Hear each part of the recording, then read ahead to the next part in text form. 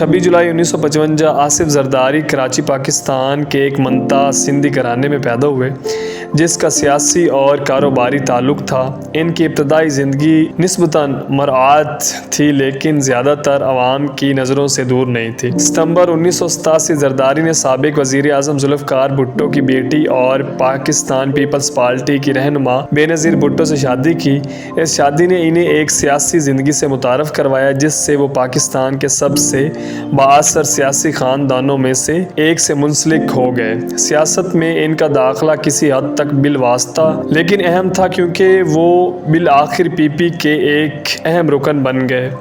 1990 اور 1988 اس عرصے میں بے نظیر بھٹو کے وزیر اعظم بننے کے بعد زرداری کی حکومت ہموار شمولیت میں اضافہ ہوا پر انہیں جلد ہی بدعنوانی کا سامنا کرنا پڑا جس کی وجہ سے سیاسی دباؤ کا سامنا کرنا پڑا۔ 6 اگست 1990 بے نظیر بھٹو کی حکومت کی برطرفی کے بعد زرداری کو بدعنوانی اور اختیارات کے ناجائز استعمال کے الزام میں قید کی پہلی مدت کا سامنا کرنا پڑا۔ اسے قانونی چیلنجز کے ساتھ اس کی پابندیوں اور جدوجہد کا آغاز ہوا جو اس کی زندگی میں ایک بار بار چلنے والا موضوع بن گیا۔ 1996 اور 1993 کے عرصے میں جب بے نظیر بھٹو دوبارہ اقتدار میں آئی تو زرداری نے قومی اسمبلی کے رکن اور وزیر معلومات کے طور پر خدمات سر انجام دی۔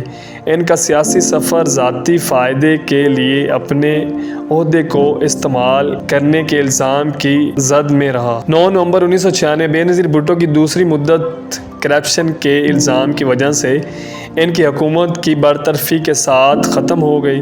زرداری کو گرفتار کر لیا گیا اور ان پر کرپشن اور قید سے متعلق الزامات سمیت انہیں کئی الزامات کا سامنا کرنا پڑا۔ اس سے قید کی 8 سال مدت کا آغاز ہوا۔ 19 دسمبر 1996 زرداری کو باقاعدہ طور پر کراچی میں گرفتار کر لیا گیا۔ ان برسوں کے دوران اسے عدالتوں اور جیلوں کے سیلوں کے درمیان بند کر دیا گیا۔ مبینہ طور پر جسمانی اور نفسیاتی مشکلات کا سامنا کرنا پڑا۔ بار بار کی درخواستوں کے باوجود زیر حراست رہے اور اپنی رہائی کے لیے ایک طویل قانون جنگ لڑتے رہے۔ 9 نومبر 2004 تقریباً 8 سال جیل میں رہنے کے بعد صحت کی وجوہات اور جسمانی حقائق کی مختلف تنظیموں کے بڑھتے ہوئے دباؤ کی وجہ سے زرداری کو ضمانت پر رہا کر دیا گیا۔ ان کی رہائی نے انہیں کچھ سیاسی میدان دوبارہ حاصل کرنے اور سیاست میں واپسی کا مرحلہ طے کرنے کا موقع دیا۔ اکتوبر 2007 ایک سیاسی پیش رفت میں اس وقت کے صدر پرویز مشرف نے قومی مفاہمتی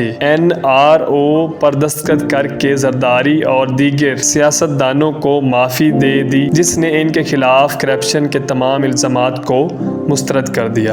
یہ واقعہ اہم تھا کیونکہ اس نے انہیں آزادانہ طور پر سیاسی میدان میں دوبارہ داخل ہونے کی اجازت دی۔ آئی ہوپ کہ آپ کو یہ چھوٹی سی ویڈیو کافی اچھی لگی ہوگی۔ اگر آپ سب پیار دیتے ہیں تو اس کا پارٹ 2 ڈیپلی ایکسپلین کریں گے۔